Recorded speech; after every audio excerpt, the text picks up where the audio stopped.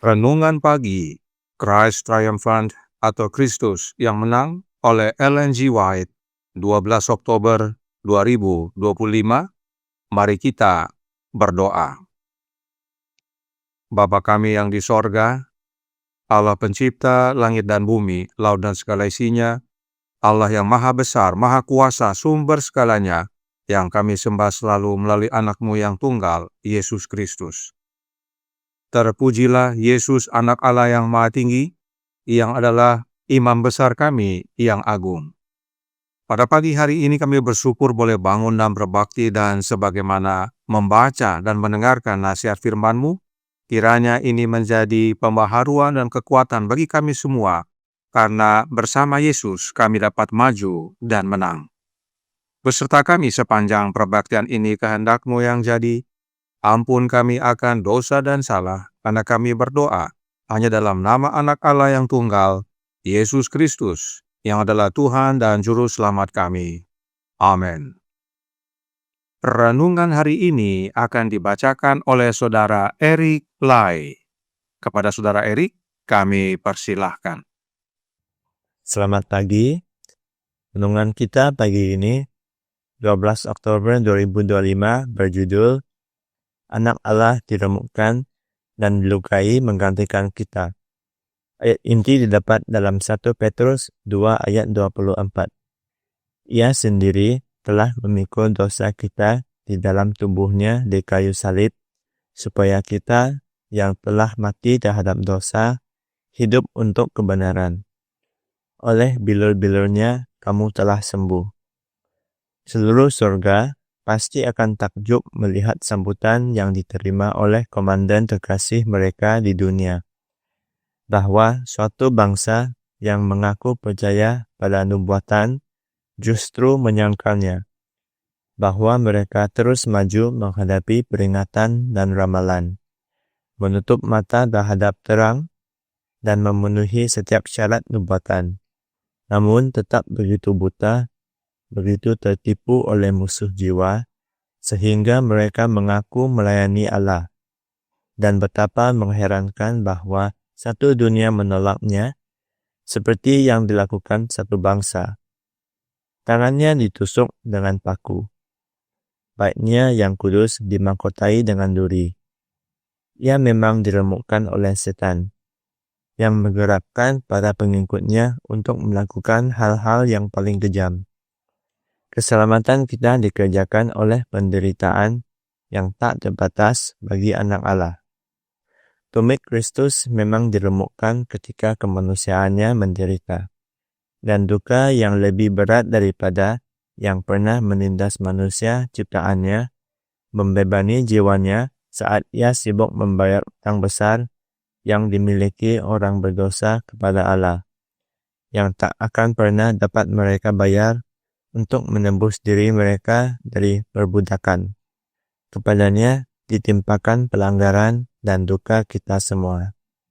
Dapatkah pria dan wanita yang untuknya Kristus mati memiliki pemahaman yang benar tentang penderitaan anak Allah terkasih untuk membawa keselamatan dalam jangkauan mereka, agar putra dan putri Adam dapat dibawa kembali ke rumah Eden mereka?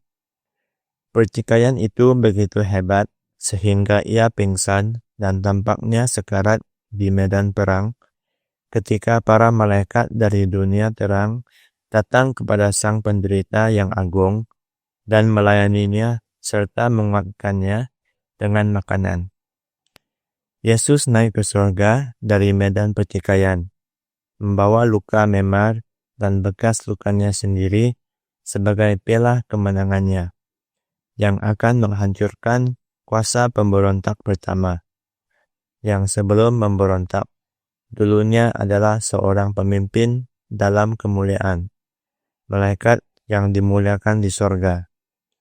Ada sukacita di sorga, dan proklamasi disampaikan ke seluruh dunia bahwa umat yang hancur telah ditebus.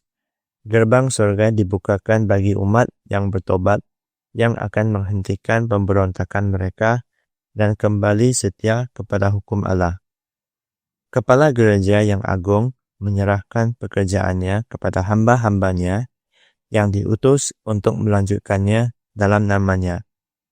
Para pengikut Kristus tidak dibiarkan melanjutkan pertikaian melawan setan ini dengan kekuatan mereka yang terbatas.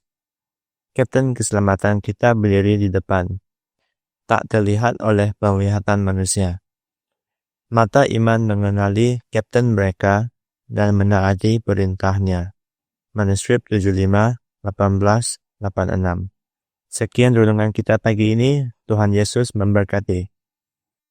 Terima kasih atas penatalanan Saudara Erik. Tuhan Yesus memberkati. Selamat pagi saudaraku dalam Tuhan. Ada satu teladan Yesus bagi kita saat dia di ruang pengadilan Pilatus.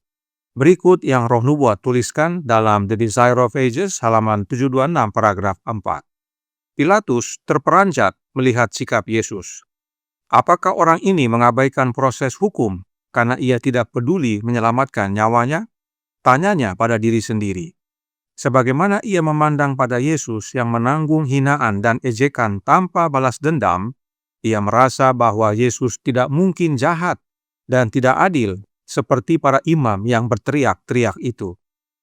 Dengan teriakan hiruk-pikuk, imam-imam, ahli Taurat dan penghulu-penghulu menuntut agar Yesus dijatuhi hukuman mati.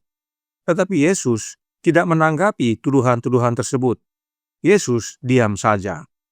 Roh Nubuat berkata, Kristus mendengar nistaan itu, tetapi terhadap semua tuduhan yang ditujukan kepadanya, ia tidak menjawab sepatah kata pun. Berbeda dengan kita manusia hina ini. Jika menghadapi tuduhan palsu tentunya akan marah besar dan jika perlu melakukan tindakan pembalasan. Tetapi Yesus tidak. Dia diam terhadap semua tuduhan palsu tersebut. Penderitaan Yesus tidak hanya jasmani tetapi juga rohani. Namun Yesus tanggung semuanya demi kita. Kemudian, dalam halaman 731 paragraf 3 dikatakan, para penganiaya Kristus telah mencoba mengukur karakternya dengan karakter mereka sendiri. Mereka telah menggambarkannya sama hinanya dengan diri mereka sendiri. Namun, di balik semua penampilannya saat itu muncul pemandangan lain. Sebuah pemandangan yang suatu hari nanti akan mereka saksikan dengan segala kemegahannya. Ada beberapa orang yang gemetar di hadapan Kristus. Inilah kebiasaan manusia berdosa, menjadikan dirinya standar bagi orang lain. Namun demikian, Yesus tidak melakukan pembalasan. Bahkan sikap Yesus saat itu membuat beberapa gemetar, dan itulah gambaran waktu Yesus datang kedua kali nanti. Mengapa Yesus bersikap demikian? The Desire of Ages halaman 730 paragraf 3 berkata, misi Kristus di dunia ini bukanlah untuk memuaskan rasa ingin tahu yang sia-sia. Ia datang untuk menyembuhkan mereka yang patah hati. Seandainya ia dapat mengucapkan sepatah kata untuk menyembuhkan luka-luka jiwa yang sakit karena dosa, ia tidak akan tinggal diam. Namun, ia tidak memiliki kata-kata bagi mereka yang hanya akan menginjak-injak kebenaran di bawah kaki mereka yang tidak kudus. Inilah alasannya Yesus tetap diam saat menerima tuduhan palsu dan saat diminta penjelasan oleh para penguasa. Oleh sikap Yesus ini, Herodes menjadi sangat marah. Dalam halaman 730-731 dikatakan, muka Herodes menjadi muram karena amarah yang menyala-nyala. Sambil berbalik kepada orang banyak, dengan marah-marah ia menuduh Yesus sebagai pembohong. Kemudian kepada Kristus ia berkata, kalau engkau tidak mau memberikan bukti tentang pengakuanmu, aku akan menyerahkan engkau kepada serdadu-serdadu dan orang banyak. Mungkin mereka akan berhasil dalam memaksa engkau untuk berbicara. Kalau engkau seorang pembohong, kematian di tangan mereka merupakan satu-satunya ganjaran yang patut engkau terima. Kalau engkau anak Allah, selamatkanlah dirimu oleh mengadakan mujizat. Segera setelah perkataan ini diucapkan, orang banyak pun menyerbu Kristus. Laksana binatang buas, orang banyak menyergap mangsanya. Yesus ditarik ke sana kemari. Herodes menggabungkan diri dengan orang banyak dalam usaha untuk merendahkan anak Allah. Kalau serdadu-serdadu Roma tidak campur tangan dan mendesak mundur orang banyak yang sudah marah sekali, maka juru selamat sudah tentu telah dicabik-cabik. Dan ini semua adalah pekerjaan setan melalui manusia. Halaman 134 paragraf 3 berkata, setan memimpin gerombolan yang kejam dalam penganiayaan terhadap juru selamat. Tujuannya adalah memprovokasinya untuk membalas dendam jika memungkinkan, atau mendorongnya melakukan mujizat untuk melepaskan dirinya, dan dengan demikian menggagalkan rencana keselamatan. Satu noda pada kehidupan manusianya, satu kegagalan kemanusiaannya untuk menanggung ujian yang mengerikan, maka anak domba Allah akan menjadi persembahan yang tidak sempurna, dan penebusan manusia akan gagal. Bisa lihat betapa pentingnya Yesus tetap diam dan sabar dalam menghadapi semuanya. Satu saja kegagalan dalam menahan kesabaran dan menghadapi tantangan tersebut, itu akan merusak makna daripada anak domba yang sempurna. Oleh karena itu, renungan hari ini berkata dalam Christ Triumphant halaman 292 paragraf 2. Seluruh sorga pasti akan takjub melihat sambutan yang diterima oleh komandan terkasih mereka di dunia, bahwa suatu bangsa yang mengaku percaya pada nubuatan justru menyangkalnya, bahwa mereka terus maju menghadapi peringatan dan ramalan, menutup mata terhadap terang dan memenuhi setiap syarat nubuatan, namun tetap begitu buta, begitu tertipu oleh musuh jiwa, sehingga mereka mengaku melayani Allah, dan betapa mengherankan bahwa satu dunia menolaknya seperti yang dilakukan satu bangsa. Yesus diremukkan dan dilukai bukan pertama-tama oleh siksaan jasmani, tetapi terlebih oleh siksaan rohani. Dan oleh karena Yesus tabah menanggung siksaan rohani, maka Yesus dapat menanggung siksaan jasmani. Dan ini semua Yesus tanggung bukan untuk sekedar menanggung, namun agar Yesus dapat menjadi penolong kita, penghibur kita, sebab kita pasti akan alami hal yang serupa. Paulus menuliskan dalam Ibrani 2 ayat 17 dan 18. Itulah sebabnya maka dalam segala hal ia harus disamakan dengan saudara-saudaranya, supaya ia menjadi imam besar yang menaruh belas kasihan dan yang setia kepada Allah untuk mendamaikan dosa seluruh bangsa. Sebab oleh karena ia sendiri telah menderita karena pencobaan, maka ia dapat menolong mereka yang dicobai. Dan Ibrani 4 ayat 15 berkata, sebab imam besar yang kita punya bukanlah imam besar yang tidak dapat turut merasakan kelemahan-kelemahan kita. Sebaliknya sama dengan kita, ia telah dicobai, hanya tidak berbuat dosa. Karenanya renungan hari ini berkata dalam Christ Triumphant halaman 292 paragraf 7. Kepala gereja yang agung, yaitu Kristus, menyerahkan pekerjaannya kepada hamba-hambanya, yaitu kita semua, yang diutus untuk melanjutkannya dalam namanya. Para pengikut Kristus tidak dibiarkan melanjutkan pertikaian melawan setan ini dengan kekuatan mereka yang terbatas. Kapten keselamatan kita, yaitu Yesus, berdiri di depan, tak terlihat oleh penglihatan manusia. Mata iman mengenali kapten mereka dan menaati perintahnya. Yesus telah alami lebih dari yang kita alami. Yesus telah tanggung lebih dari yang kita tanggung. Itu sebabnya dialah kapten kita yang memimpin di depan, agar kita dapat melanjutkan pekerjaannya di dunia ini dan menang. Tuhan memberkati, saya bawa dalam nama Yesus. Amin. Mari kita berdoa.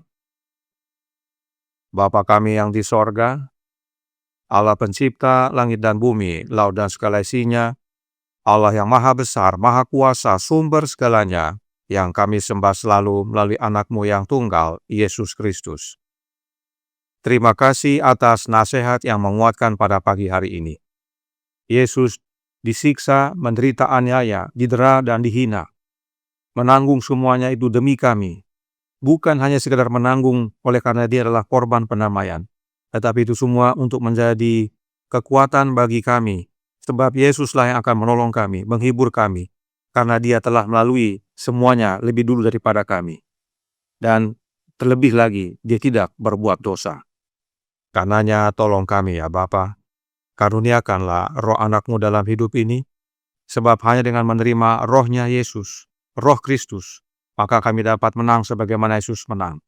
Kami dapat maju untuk menyelesaikan pekerjaannya di dunia ini, Dan meskipun setan mengganggu dan menggoda, kami dapat bertahan sebagaimana Yesus hingga pada akhirnya saat Dia datang kedua kali. Kami semua layak untuk menerima keselamatan. Beserta kami sepanjang hari ini kehendak-Mu yang jadi. Ampun kami akan dosa dan salah, karena kami berdoa hanya dalam nama Anak Allah yang tunggal, Yesus Kristus, yang adalah Tuhan dan Juru Selamat kami. Amin.